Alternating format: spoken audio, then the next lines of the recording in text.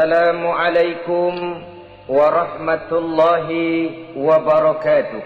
وعليكم السلام ورحمة الله وبركاته. بسم الله الرحمن الرحيم. الحمد لله رب العالمين، والعاقبة للمتقين، ولا عدوان إلا على الظالمين، والصلاة والسلام على أشرف الأنبياء والمرسلين سيدنا ومولانا محمد وعلى آله وأصحابه المجاهدين الطاهرين. أما بعد.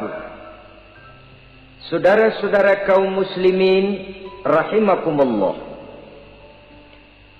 setiap kita muslim di dalam kehidupan ini selalu ingin dicintai oleh Allah Subhanahu wa ta'ala,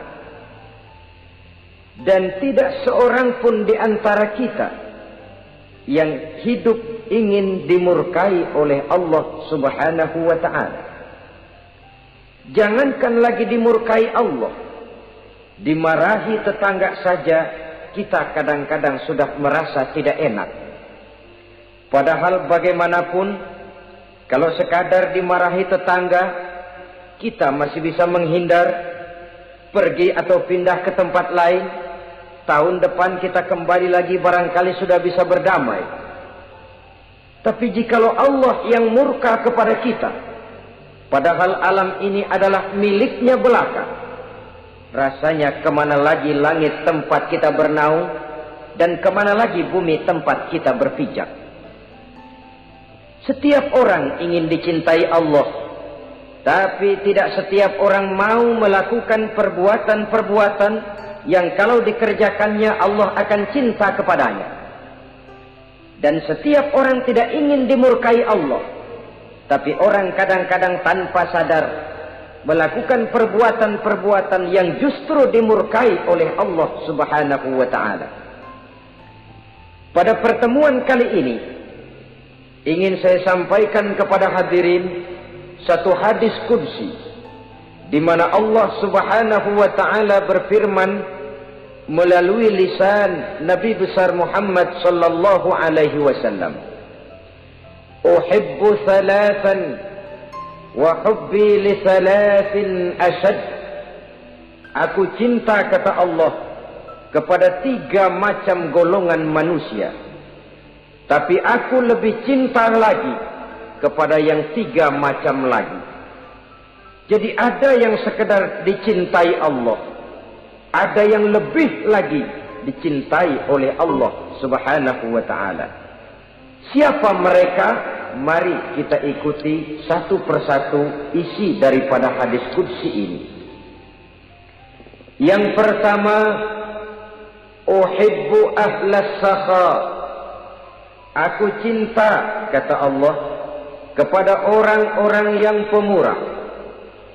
Aku cinta kepada orang-orang yang ringan tangan, mempunyai kepekaan sosial yang tinggi, gemar menolong orang yang memang memerlukan pertolongan. Aku cinta kepada orang-orang yang semacam itu.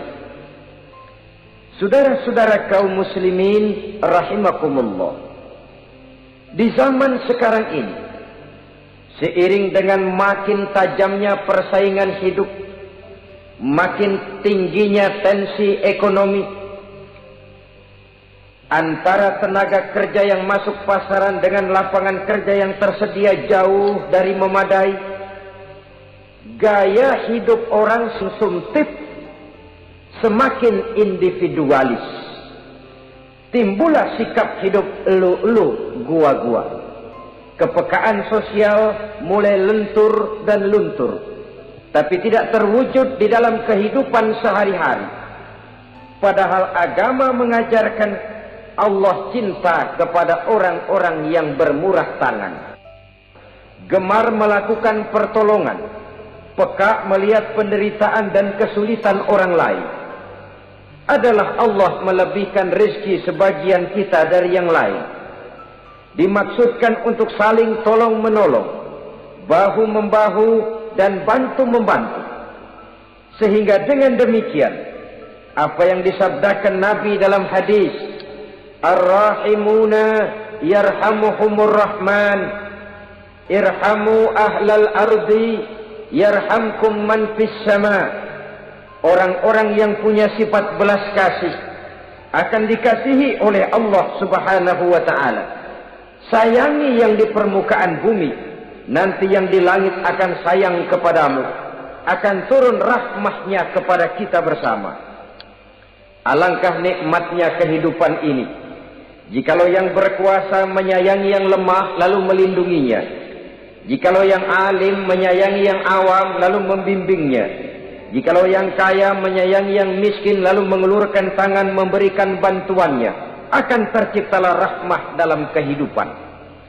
Tapi jikalau sebaliknya, yang berkuasa malah menindas dan menekan yang lemah, yang alim malah membodoh-bodohi yang memang sudah bodoh, sementara yang kaya menyantap yang miskin, akan terjadilah bala dan bencana dalam kehidupan. Bukan lagi rahmah yang turun, melainkan azab akan menimpa kita secara keseluruhan.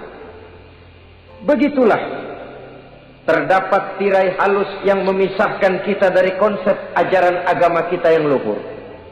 Agama mengajarkan yadul ulya khairun min yadis sufla, bahwa tangan di atas lebih baik daripada tangan yang di bawah. Orang yang memberi lebih baik daripada orang yang menerima. Tapi yang kita praktekkan, kita selalu berada pada posisi tangan di bawah, menjadi umat yang manja, yang lemah, padahal bukan tidak punya potensi, tapi mungkin karena kita tidak pandai menginventarisir potensi. Kadang-kadang ada panitia pembangunan masjid, membangun masjid, meletakkan batu pertama sekaligus jadi batu terakhir. Setelah itu la yamutu wa la yahya, hidup tidak kelihatan geraknya, mati pun tidak ketahuan kuburannya. Masjid impoten, pesantren terbengkalai, majelis taklim terlunta-lunta, rumah sakit Islam tak kunjung selesai. Tidak adakah orang Islam yang kaya? Banyak. Tidak adakah orang Islam yang punya posisi kunci, posisi basah, posisi menentukan? Banyak. Secara jujur kita harus berkata, yang belum banyak ialah yang mau berbuat atas nama dan demi kepentingan agamanya. Kita juga bukan tidak punya potensi. Kita tidak pandai menginventarisir potensi untuk kepentingan dan kemaslahatan kita bersama. Saudara-saudara kaum muslimin rahimakumullah. Dengan demikian, kita bisa lihat dalam kehidupan sehari-hari di masjid misalnya. Itu kalau hari Jumat kadang-kadang kita sengaja mau berangkat sholat Jumat tidak bawa uang. Maka yang paling lancar di masjid, kotak. Saudara boleh lihat kotak itu. Dari sudut ke sudut hampir tidak pernah macet. Lancar betul jalannya. Sekali macet, kotak 50, 100. Wajar kalau masjid-masjid kita lalu impoten. Bagaimana akan mengadakan kegiatan kalau tidak ada dana? Oleh karena itu pada kesempatan ini saya ingin mengetuk, berbahagialah kita jikalau oleh Allah Subhanahu wa ta'ala diberikan kepercayaan berupa titipan, wa mal malu wal banuna illa wada'i', harta dan anak-anak tidak lain satu titipan dari Allah Subhanahu wa ta'ala, dan pada satu saat titipan itu akan diambil oleh yang empunya. Allah cinta kepada orang-orang yang pemurah. Allah akan memberikan balasan yang berlipat ganda. Kalau saudara bersedekah kepada anak yatim, bukan si yatim itu yang akan membalasnya.